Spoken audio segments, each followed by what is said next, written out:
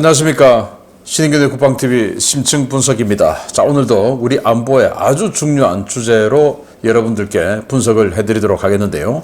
최근 북한이 열병식 그리고 김정은의 무기 공장 시찰 이런 것들 때문에 이거 좀 우리 한국 안보에 심각한 위기 상황이 오겠는데?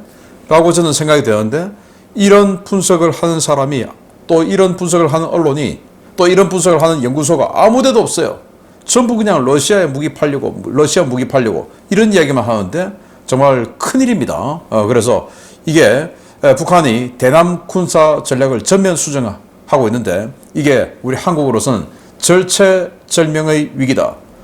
우리가 알고 있다시피 최근에 북한이 적화 통일 야욕을 거두었다라고 알고 있었는데, 이제 다시 적화 통일할 수 있는 자신감을 얻었다라는 겁니다. 왜? 우리 한국군이 자꾸 삽질하고 있으니까 이런 틈을 파고 들어가니까 되네 라는 거죠. 정말 심각한 우리 한국군인데요. 한번 보겠습니다. 자, 북한이 신형 무인기 이걸 국지적 도발에 사용될 수 있다고 참 희한한 분석을 하는 연구소를 봤는데요. 8월 4일 국가정보원 산하의 국가안보전략연구원의 보고서가 이렇게 이야기를 했습니다. 2013년 소위 전승절 열병식에서 북한이 무인기를 공개한 이후 2014년에 파주, 백령도, 삼척 등의 무인기를 침투시킨 전례를 고려하면 북한이 이번 열병식에서 공개된 무인기를 사용하여 한국에 대한 위협을 실행할 가능성이 매우 크다고 할 수 있다. 그래서 여러분들 아시다시피 과거 박근혜 정부 당시에 파주, 백령도, 삼척 이런 곳에 소형 무인기가 왔다 갔고 그런 것들이 추락된 것을 우리가 보고 거기에 DSLR 카메라가 들어있었다. 그래서 정찰하러 왔다라는 것을 알 수가 있었죠. 자, 그래서 그 직전에 열병식에서 그런 드론을 보여줬는데 그 드론을 가지고 침투를 시켰다. 근데 그게 도발입니까? 아니죠. 작전하러 들어온 거죠. 정찰 작전하러. 그런데 이번에도 열병식 때 보여줬으니까 또 가지고 도발할 거다. 아니, 무인기, 특히 지난번 2014년의 그런 무인기는 초소형 무인기로서 우리 한국의 방공체계 레이더에 잡히지 않는 소형 무인기이기 때문에 들어왔는데, 이런 대형 무인기, 날개가 20m에 달하는 전투기보다 더 큰 이런 무인기가 어떻게 국지 도발에 사용될 수 있다고 상상하는 것인지. 그래서 이 보고서를 적은 사람들을 보면 그냥 일반적인 정치학자예요. 그런데 이 군사 무기를 가지고 정치학적으로 분석하려면 그 연구팀에, 이 보고서를 적는 팀에 최소 군사 전문가 한 명 있어야 되는 거 아닙니까? 이 20m짜리의 무인 공격기를 가지고 국지 도발을 한다라는 상상을 하는 황당한 이런 대한민국 제도권이 있으니까 대한민국 대응태세가 제대로 갈 리가 없는 겁니다. 국지 도발 못해요. 근데 전면제는 아주 유용하게 사용할 수 있습니다. 그 이유가 있습니다. 보겠습니다. 자, 누가 봐도 전술 무인 공격기인 새별 9형 도대체 왜 만들었을까?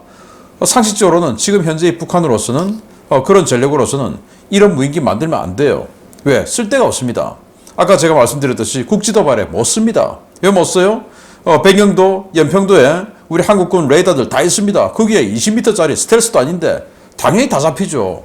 그리고 이게 적어도 침투하는 것도 아니고 적당한 고도가 확보돼야 되는 그런 비행기이기 때문에 그냥 들어오면 미사일 맞아서 격추돼 버려요.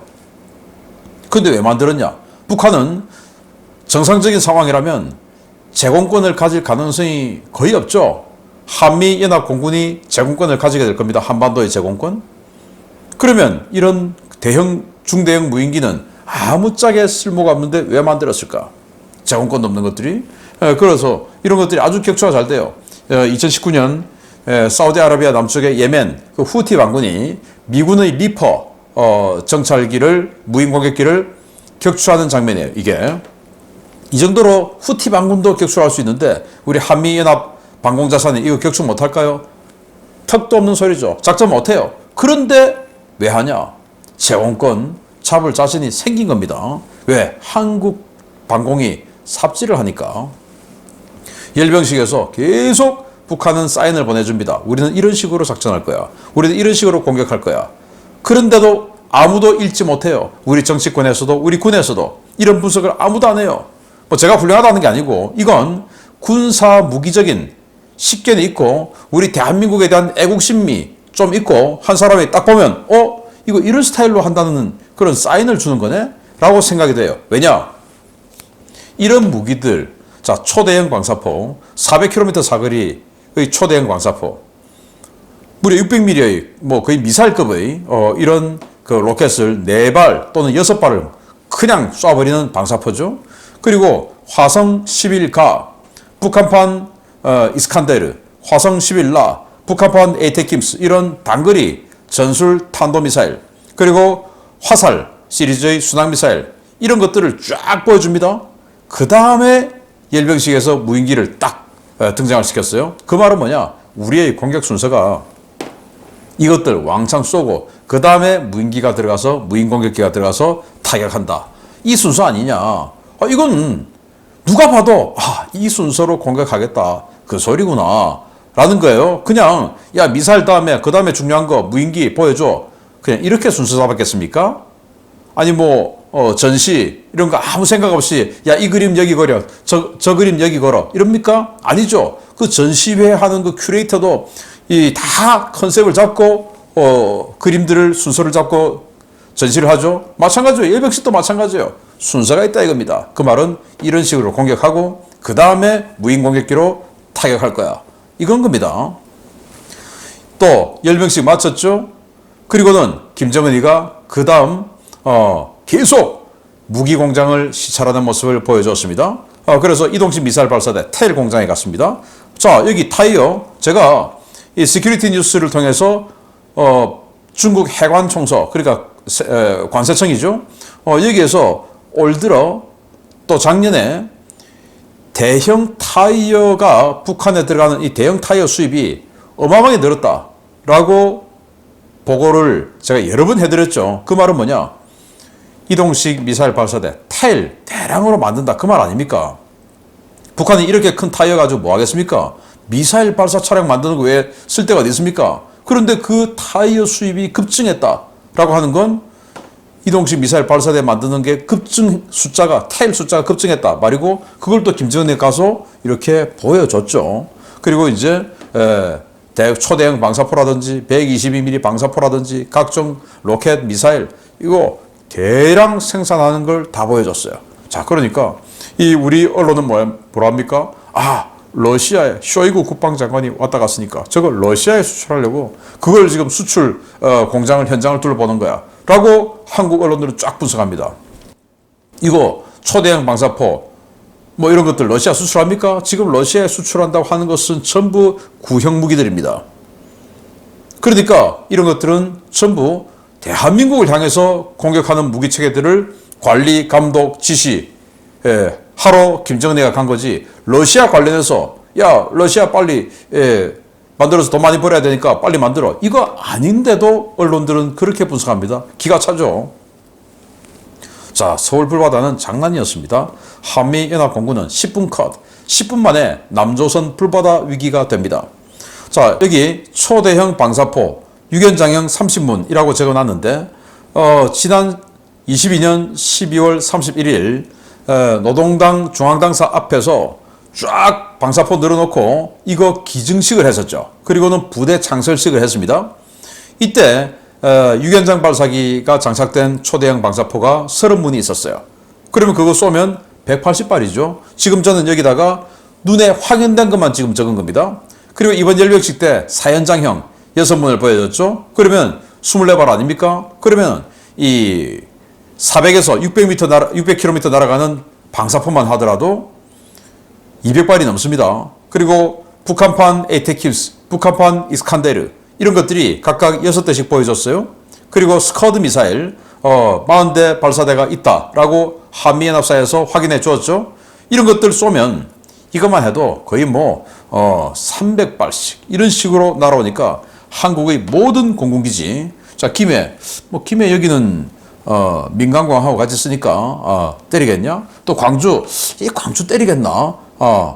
어쨌든 여기 수원기지 우리 F5 그리고 팬텀 있죠. 앞으로는 FA50 들어갈 거죠. 그리고 오산기지 중요하죠. 원주기지 FA50 있죠. 강릉기지 F5 앞으로 KFX 등 들어갈 거죠. 충주기지 F16 있죠. 청주기지 또 F-35 있죠. 서산기지 F-16, 군산기지 한미연합 공군 F-16들 있죠. 대구기지 F-15K, 예천기지 FA-50 이런 공군 전투기지들을 향해서 일제히 이 정도 자산이면 20발 이상씩을 때릴 수가 있습니다. 그러니까 그냥 활주로 박살나버리는 겁니다. 야, 아이언돔 산다더니만 알아서 10년 밀어주네. 뭐 한다고? 국산품 개발한다고.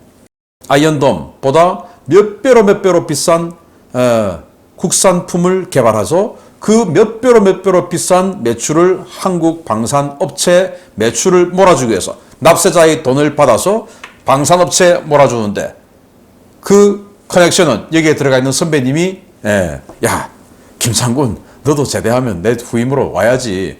이런 거 아니냐라는 의심이 확확 가죠.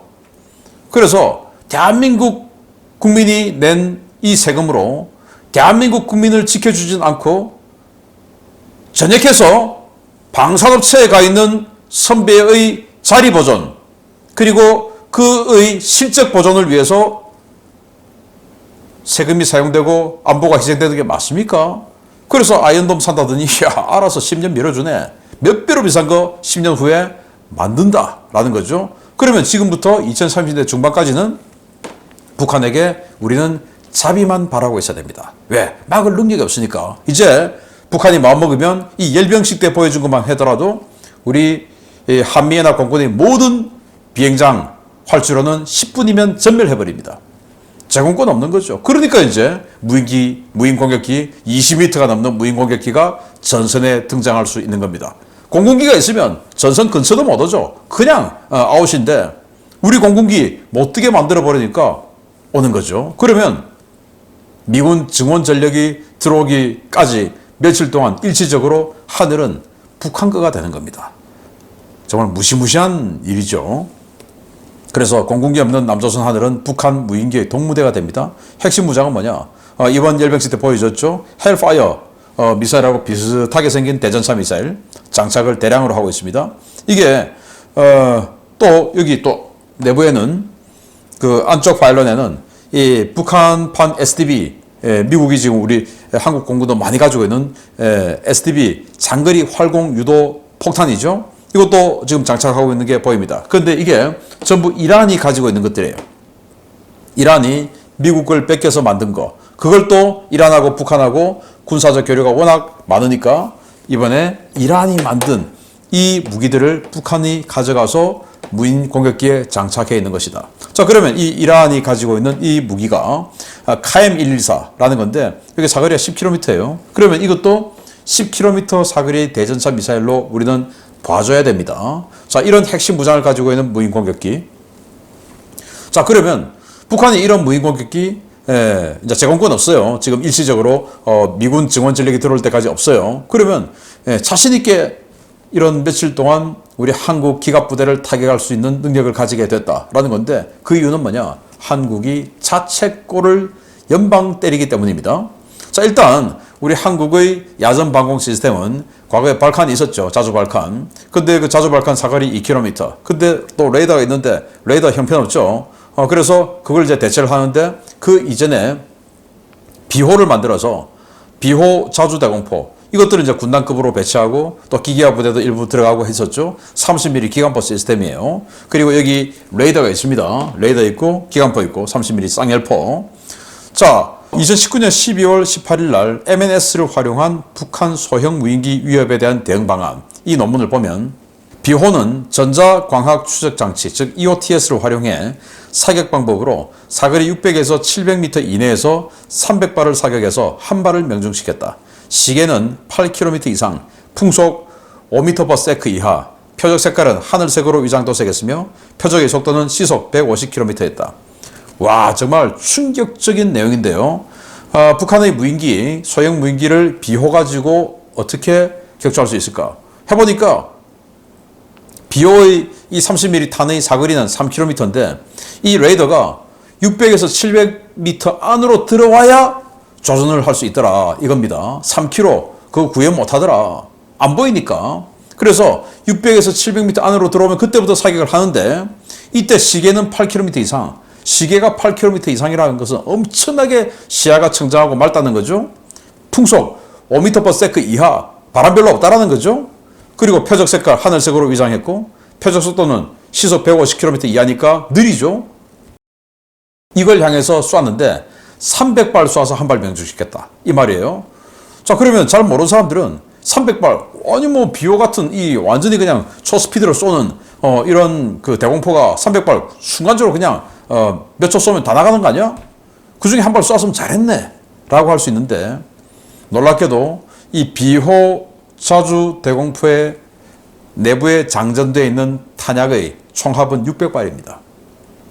600발 장전되어 있는 이 자주 대공포가 300발을 쏴서 이 150km 이하로 날아오는 느릿느릿한 드론을 한 대 격추시켰으면, 또 시야가 이렇게 좋은데도 바람도 별로 없는데 그랬다는 것은, 그것도 낮에 그랬다는 것은 운이 아주 좋을 때 이 비호는 2대 격추할 수 있다. 그러나 밤이든지 아니면 바람이 좀 불든지 아니면 시야가 별로 안 좋던지 이러면 2대를 격추 못한다. 왜? 탄약이 600발밖에 없으니까. 얼마나 놀랍습니까? 그래서 야, 저거 말이야, 고모부 보낼 때 쐈던 고사포를 쏴도 저거보다 잘 맞겠다. 차라리 그냥 14.5mm, 12.7mm 기관포 쏘지 뭐하러 이걸 비싸게 이걸 쏩니까? 정말 기가 차죠. 그런데 이거보다 한국의 차세대 대공포, 육군 차세대 대공포는 더 퇴행했습니다. 시대가 바뀌고 세월이 가고 국가가 더 위상이 올라가고 소득이 더 높아지면 더 좋은 게 나와야 되는데 왜 더 나쁜 게 나옵니까? 이게 대한민국 육군의 기가 막힌 현실이에요. 천호 이거 보고 차세대 자주대공포다. 야, 그렇게 홍보하는 저는 홍보 담당자 정말 저는 영창 보내야 된다고 생각합니다. 이게 무슨 차세대입니까 이게? 레이더가 있기를 하나? 아니 이 비호는 그래도 잘 안 보이지만 어쨌든 레이더라도 달려 있는데 이건 레이더가 없어요. 뭐로 보고 쏘냐? EOTS. EOTS가 뭐냐? 전자광학 시스템. 전자광학 시스템 뭐냐? 휴대폰에 붙어 있는 이 카메라 렌즈, 이게 전자광학 시스템입니다. 이런 거 가지고 보고 쏜다라는 겁니다. 보고 쏜다. 레이더로 조준해서 쏜다가 아니고 이런 카메라로 보고 쏜다 이겁니다. 어떻게 보냐? 국지방공 레이더가 야, 니들 쪽으로 간다. 잘 봐. 알려주면 그때부터 이거 렌즈를 켜고 보고서 네, 저쪽으로 쏘자. 이렇게 해서 쏘는 겁니다, 천호가. 그런데 지난번에 국지방공 레이더가 무인기 탐지했습니까? 못했죠. 자, 천호 자주대공포는 비호 자주대공포에 사용된 무장을 그대로 사용하고 포탑을 재설계해 K808 차륜형 장갑차 차체 위에 결합한 신형 대공포입니다. 자체 레이더 없이 C2A를 이용한 외부 표적 정보를 제공해 의존해서 대공 위협 정보를 수신하고 가시거리 내에 있는 표적을 EOTS로 조준해 사격하는 저가형 대공포입니다. 이걸 가지고 대한민국이 차세대 자주 대공포다 라고 하면서 무려 260대나 생산해서 전 육군에 깐다 이겁니다.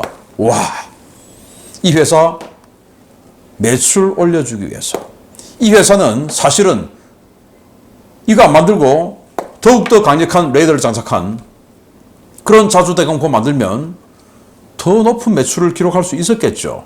그런데 한국의 방공은 야, 우리가 뭐 대공포 왜 필요하냐? 사실은 뭐 방공은 제공권 우리가 다 잡고 있는데 북한 뭐 비행기 올 수 있냐? 라고 생각하니까 방공은 항상 뒷전인 겁니다. 그런데 예산이 부족하고 이제 그 20mm 발칸 이거 교체를 해야 되니까 예산은 쥐꼬리만큼 주고 어떻게 하지? 야, 레이더 달면 이거 너무 비싸잖아. 할 수 없잖아. 아이디어 낸 게 레이더 빼고 국지방공 레이더로 무전으로 전송해주고 야, 니들 쪽으로 간다. 그러면 이 전자광학 시스템 이거 휴대폰에 붙어있는 렌즈 같은 거 이런 거 좀 큰 거 이거 켜고 그쪽으로 날아온다는데 비춰보고 야, 오네 해서 쏘는, 이렇게 만들어서 이 수십억짜리 구닥다리 자주대공포를 수십억이나 주고 사면서 4세대라고 국민들 속이고 또 결제받는 사람 속이고 대통령 속이고 이렇게 육군에 납품한다. 대량으로. 왜? 저기 가 있는 선배님 그리고 여기 있는 후배님이 그 자리에 또 가야 되니까. 와, 정말 생각만 해도 속이 부글부글 끓어 오릅니다. 여러분들 그렇지 않습니까? 대한민국 하늘이 이런 식으로 이따위로 지켜지고 있다라는 거예요.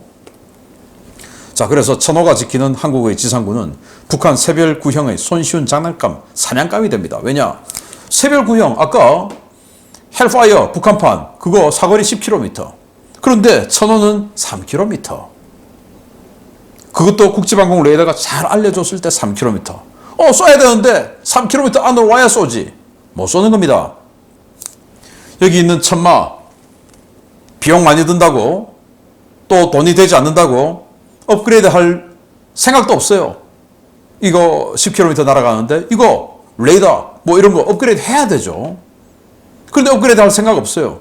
그리고는 천호라는 걸 새로 만들어서 희대의 망작 천호를 만들어서 4세대 자주대공포라고 국민들 그리고 장관 그리고 대통령 속이고 이런 식으로 하는 겁니다.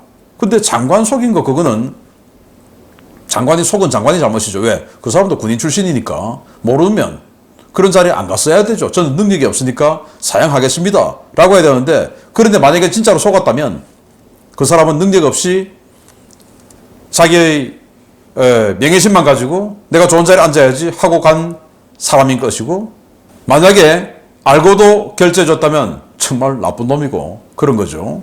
자, 그래서 사거리를 느려도 시원찮은 판에 알아서 장님이 대준에 눈을 없게 만드는 대공포가 어디 있습니까? 기가 막히고 코가 막히는 거죠. 그리고 이 천호는 30mm 기관포를 사용함으로써 대한민국 과거 참수리 고속정에 달려있던 에머슨 기관포 그 탄약이 많으니까 이거 여기도 써 해서 비호 만들었고 또 여기도 만들었는데 탄약 때문에 이건 대공포의 기본형인 지향성 파편식 이 파편탄이 아니에요. 그냥 철갑탄입니다. 철갑탄. 아니 드론 잡고 헬기 잡고 하는데 철갑탄을 왜 쏩니까? 철갑탄은 적전차, 적장갑차에게 쏴야 되는 게 철갑탄이지 참수리 고속정이 적의 고속정을 격파하려고 만든 그 탄을 여기다가 갖다 놓고 왜? 재고가 많으니까 여기다 갖다 놓아. 아니 이런 거는 30mm든 40mm든 파편을 해서 파편을 쏴붙여야 격추시킬 가능성이 높아지는 거 아닙니까? 그런데 그냥 철갑탄이에요. 그냥 단발 철갑탄. 이게 맞겠습니까? 그러니까 300발 쏴도 한 발밖에 안 맞죠. 기가 찬 겁니다. 그래서 북한이 재래식 무기를 증강하는 이유는 뭐냐? 한국의 자책골이 던져준 자신감입니다. 야, 이제 탱크 만들 가치가 있다. 왜? 그전에는 뭐 탱크 만들어 봐야 한국의 이 공군력에 의해서 화력에 의해서 다 격파돼서 서울까지 못 갈 텐데 그냥 핵이나 만들자 했는데 몇 년 지나 보니까 한국이 그냥 창애들끼리 해먹느라고 계속 희한한 무기체계들 만드니까 야, 이 틈을 파고 들어가면 우리가 서울까지 그냥 쑥 치고 들어갈 수 있겠는데 그래서 탱크도 만들자 새로 만들자 그래서 장갑차도 만들자 이렇게 되는 거 아니냐 라고 저는 보는 겁니다. 적화 통일 야욕 버렸다가 한국이 저렇게 나오니까 야, 이게 할 수 있겠는데 해서 이제 재래식 무기도 투자하는 거 아닌가 라는 거죠. 접었던 북한의 적화 통일 야욕을 되살려준 군입니다. 어디서부터 고쳐야 하나? 밥그릇이 먼저다. 이거 아니 우리 대한민국 국군은 우리 국민을 지켜주기 위해서 존재하고 우리 국토를 수호하기 위해서 존재해야 되는데 먼저 가 있는 방산업체에 가 있는 저 선배님의 실적을 수호해주고 그 실적을 수호해줌으로써 내가 저 자리에 갈 수 있는 내가 60도 되기 전에 전역해서 나 아이는 아직도 대학생인데 그 상황을 타개하기 위해서 내 자리를 보존하기 위해서 이따위 말도 안 되는 무기 체계를 4세대 무기라고 국민들 속이고 대통령 속이고 하는 이 짓거리들은 밥그릇이 먼저라는 거 아닙니까? 국민이 먼저가 아니고 국토가 먼저가 아니고 국가가 먼저가 아닌 밥그릇이 먼저인 이 체계를 바꿔야 된다 라고 저는 봅니다. 소신 있고 애국적인 장군님들 더 많죠. 훨씬 많죠. 왜? 그 분야에 종사하는 사람 진짜 장군들 전체의 한 줌이에요. 제가 지금 이 말 한다고 해서 모든 장군들을 그렇게 오해는 하지 마세요. 이 무기체계 개발, 기획 이 분야에 종사하는 장군들은 극히 일부분이에요. 대부분의 작전, 뭐 이런 분야에 종사하는, 또 관계없는 분야에 종사하는 그 전문 어떤 병과에 종사하는 이런 장군들은 정말 억울하죠. 도매급으로 똥별이라고 묻어가니까. 그래서 정말 애국적이고 소신 있는 장군님들, 동료 장군들, 동기들이죠. 사관학교 동기에게 사자후를 터뜨려 주세요. 야, 김 장군, 그러지 마. 국민들 보기에 무섭지 않아? 부끄럽지 않아? 후배들 보기에 안 부끄러워? 김 장군, 그러지 마, 제발. 라고 좀 해주시기 바랍니다. 마치겠습니다. 감사합니다.